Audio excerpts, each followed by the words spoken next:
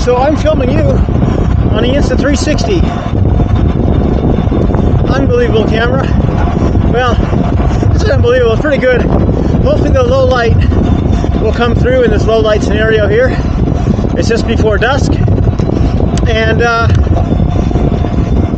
what I really appreciate the most about this camera is the 1/4-20 thread mount. Boy, do I wish GoPro had that.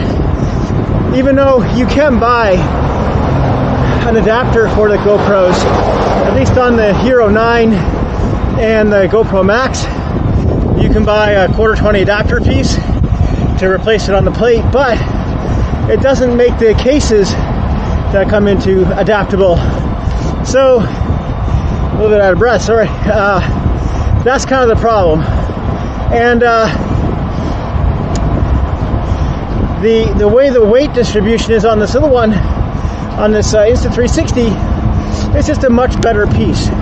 You don't have any issues with the flopping over of the camera, because my mounts are 1/4-20 mounts. They're sturdy. They're meant as little tripod ones, so that's a really good thing. So see what that low light looks like as we're filming here at dusk. The sun has set, you know, a good distance from the house. You can also see some of that stabilization that's going on. The camera is mounted to the handlebars, so on a bit of an extension arm, not a huge one. The extension arm is one that has some mobility to it, so it can change the relative position. Other things I found with the Insta360, which is really good, is their software. People talk about their software and they say how integrated and good it is.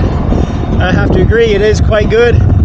Although I do download onto my iPad and to my iPhone to edit the footage, but it is a battery suck, so you better have that thing plugged in if you're going to do that. So, but very fast on the iPad Pro to render and to edit the 3D footage.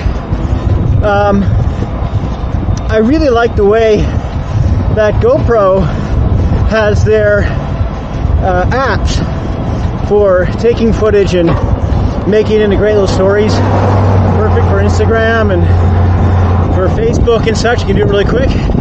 And I like the music selections a lot from the GoPro app. So anyway, the reason I say all that stuff is because once you edit and export the Insta360 files to MP4 files, you're certainly able to utilize the GoPro software to help make those videos. So that's cool. I really like that feature. So you can get kind of the GoPro colors and the cine effects and that type of stuff, not necessarily having to utilize it on a GoPro in and of itself.